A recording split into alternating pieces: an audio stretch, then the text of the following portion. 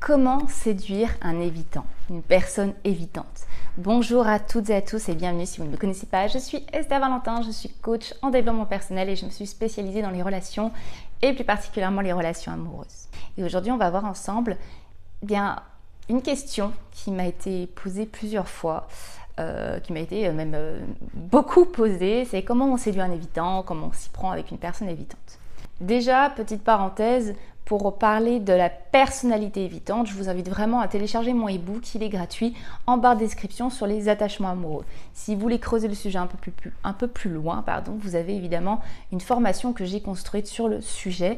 Et tout ça, c'est directement sur mon site web Esther Valentin Coaching, à la page Formation et Masterclass, vous trouverez toutes les infos. Donc dans cette vidéo, je réponds à ce questionnement, comme je vous l'ai dit, qui m'a été vraiment plusieurs fois reporté.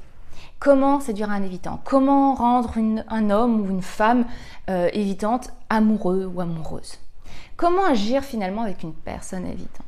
La toute première chose sur laquelle porter son attention, c'est que dans ces questionnements et donc dans cette recherche de solutions, on peut voir que l'attention, elle est portée majoritairement sur le fait que l'autre est évitant.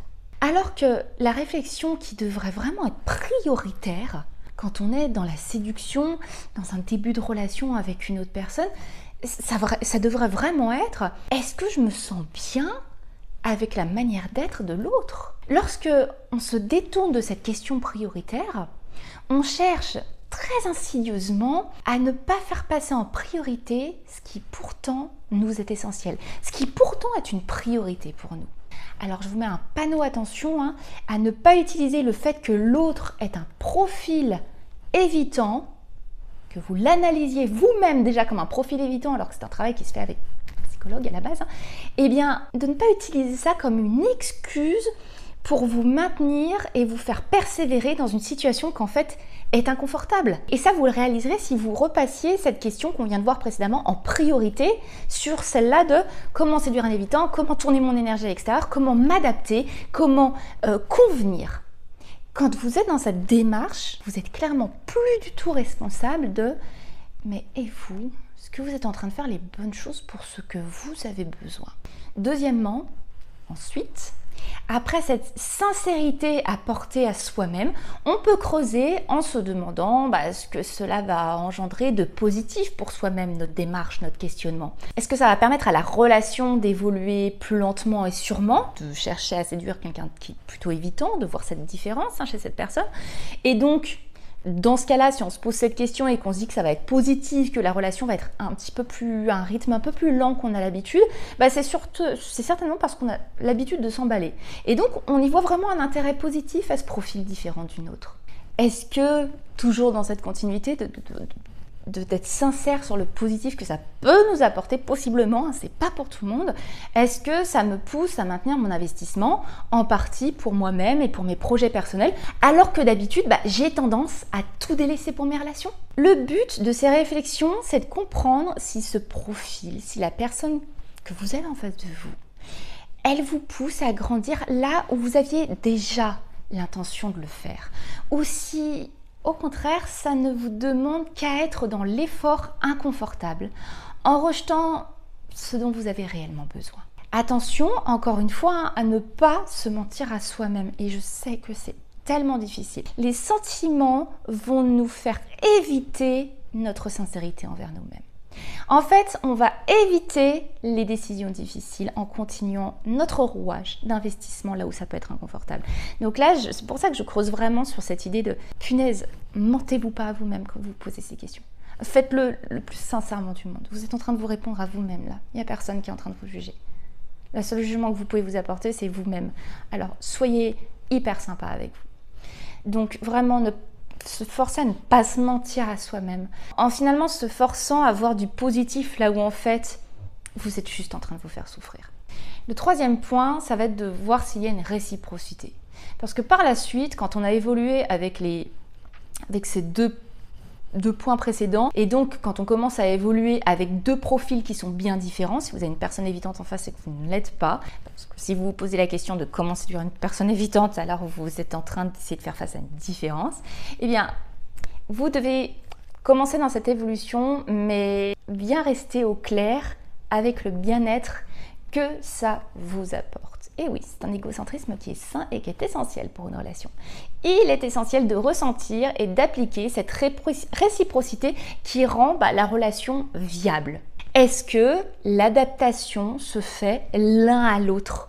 Ou est-ce que c'est uniquement vous qui êtes dans l'effort? Est-ce que c'est un seul des deux partenaires qui fait tous les sacrifices, toutes les concessions, tous les efforts sur sa manière d'être, le rythme qu'il voudrait, les besoins qu'il a? Ok? Une relation n'est pas faite pour rendre l'un des deux épuisé, pour créer un déséquilibre. Mais sinon, on n'est pas en train de chercher une relation épanouissante. Là. On est en train de combler quelque chose qui est un peu plus profond et plus néfaste si vous ne voulez pas éveiller ça à votre regard. Attention, il va y avoir une attention à chaque partie. Repousser, nier une problématique, ça ne la fera surtout pas disparaître au fur et à mesure de la relation, bien au contraire. Donc si aujourd'hui cette différence, cette peut-être non-réciprocité, c'est déjà une problématique, vous espérez quoi pour la suite de la relation? Ok? Je vous invite à y réfléchir. Quatrième chose, ça va être de vraiment rester à votre propre écoute pour aussi entendre l'autre. Je m'explique. Pour s'investir auprès d'une personne qui est plus évidente que vous, on va dire, qui a un autre rythme que le vôtre, qui a moins de capacité à l'engagement que vous. Eh bien, pour s'investir auprès de ce genre de personne, il faut être toujours très au clair avec soi-même sur ses besoins à soi. Il faut être à l'écoute de ce que vous ressentez et surtout être très responsable de vos besoins comme on l'a vu précédemment. Être responsable de ses besoins, ça signifie de les prendre en compte et de s'appliquer à y répondre. Donc, ne surtout pas les nier, les effacer, en espérant que dans l'effort de uniquement tourner vers l'autre, dans l'inconfort qu'on se fait supporter, dans l'attente uniquement, l'autre y répondra. Ok ? Le cinquième et dernier point, ça va être de faire pour vous ce qu'il est essentiel que vous retrouviez dans vos relations. Vous allez respecter la différence de l'autre? Alors respectez également ce qui vous est essentiel à vous. Continuez cette écoute de vous, continuez à prendre soin de vous comme une priorité. Ouvrez-vous à comprendre l'autre et ses attentes tout en veillant vraiment à vérifier avec vous si cela reste compatible, confortable pour votre bien-être à vous. Partagez qui vous êtes, ce que vous avez comme besoin. Vous, non dans l'attente que l'autre y réponde sans que vous-même, vous vous en occupiez, vous en vous responsabilisiez. Mais plus dans une idée de vérifier, je dirais entre guillemets, la compatibilité constante de votre direction à tous les deux, de vos directions. Une direction, une projection, une envie commune de relation, c'est la clé. Ensuite, l'adaptation de chacun à un rythme différent, c'est jouable. Si tous les deux se sentent bien dans cette différence et s'impliquent dans cette différence, tous les deux, j'insiste. La conclusion de cette vidéo, c'est que la séduction d'une personne évitante, elle a les mêmes bases que la séduction d'une personne tout court. Et c'était vraiment essentiel que je le rappelle ici. À la différence que cela vous demande d'être d'autant plus mature et responsable de vos besoins, de rester vraiment à l'écoute sur les différences entre vous et l'autre et sur le confort ou l'inconfort possiblement que ça engendre. Cette situation, elle amène à beaucoup plus d'écoute de soi, de compréhension de soi et possiblement de compréhension de l'autre. Voilà l'unique différence finalement que ça apporte. Donc j'espère vraiment que cette vidéo, si vous posez cette question, viendra revoir un petit peu votre manière de fonctionner pour vous réaligner avec un fonctionnement bien plus sain, qui n'est pas uniquement tourné dans l'effort de convenir, qui vous ramènera de la sincérité à vous poser les bonnes questions, la bonne réflexion et qui vous permettra ainsi de réajuster votre fonctionnement à ce résultat sain que vous recherchez qui est finalement une relation où vous allez être heureux ou heureuse.